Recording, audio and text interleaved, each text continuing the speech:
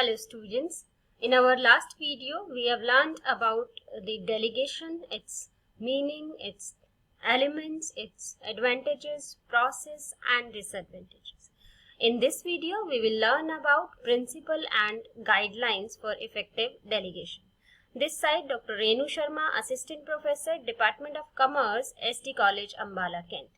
So here are some principles of delegation. One is functional definition, results expected, parity of and authority of responsibility, unity of command, absoluteness of responsibility, scalar principle and exception principle, right? So these are the principles. We will discuss it in the later part of video one by one. One is functional clarity. The functions to be performed, the method of operation and the results expected must be clearly defined.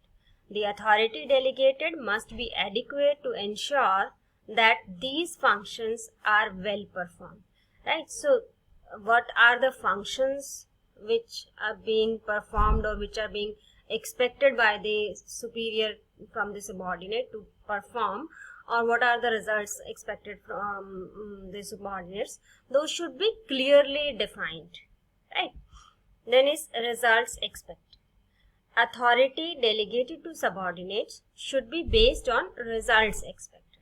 In other words, authority given to subordinates should be sufficient to perform the given duty and achieve the expected results. So what are the results expected from the subordinate? That should be very much clear, and to achieve those results or to achieve those targets, sufficient authority must be delegated to the subordinates. Next is parity of authority and responsibility. Generally, authority and responsibility are highly interconnected. So, authority delegated should be equal to the responsibility. Authority should also match the personal capability of subordinate. So, delegator should keep in mind that he should assign or he should delegate that much of authority to the subordinate to meet out that responsibility or to achieve those targets. And he should keep in mind while delegating the personal capability of the subordinate, so that subordinate should not get the overburdened. Next is unity of command. The principle tries to explain that subordinate should report to only one superior, as instructions or orders from many superiors might lead to conflict, confusion and make the process more difficult. So there should be one boss for one subordinate and he should get the orders from one boss only. Otherwise the confusion may be created or conflict may be created in the organization. Then is the absoluteness of responsibility.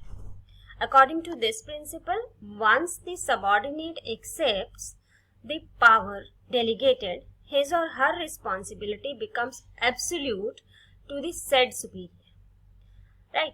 Authority, not responsibility, is what the manager delegates, right?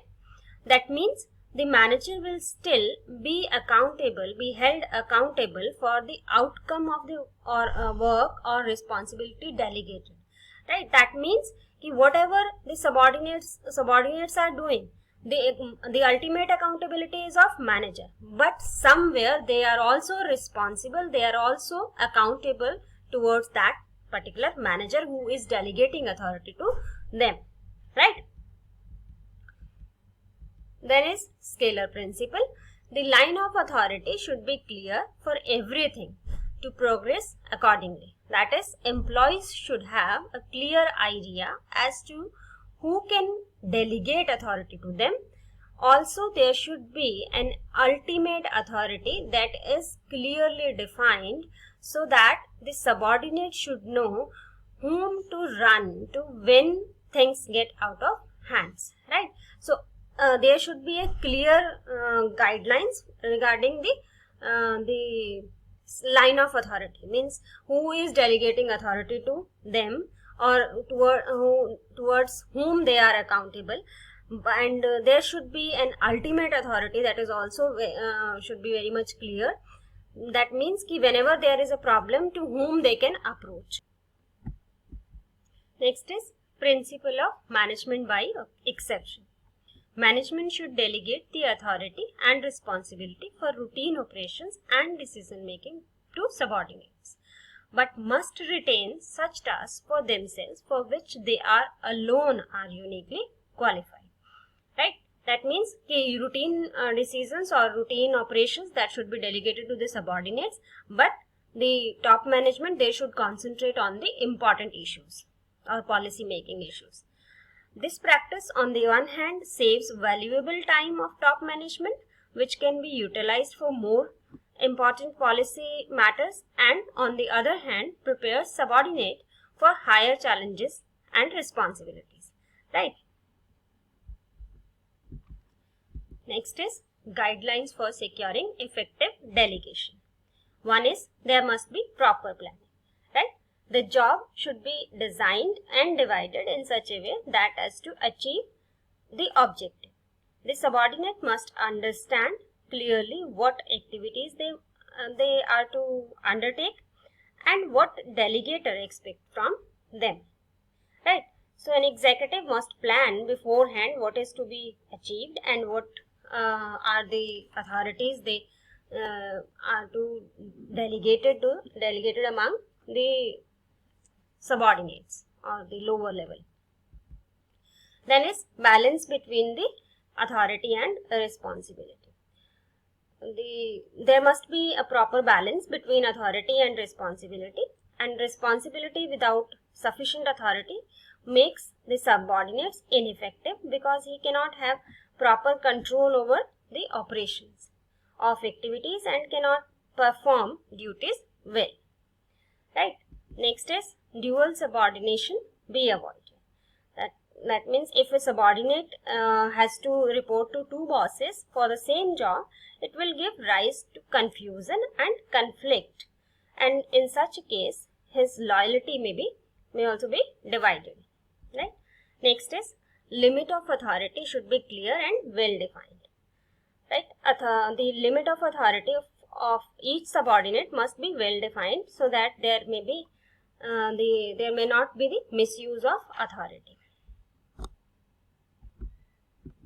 Next is subordinate must work within the delegated authority. Right? So once the subordinate is assigned work and delegated authority, he should be allowed to take decisions relating to matter within his jurisdiction.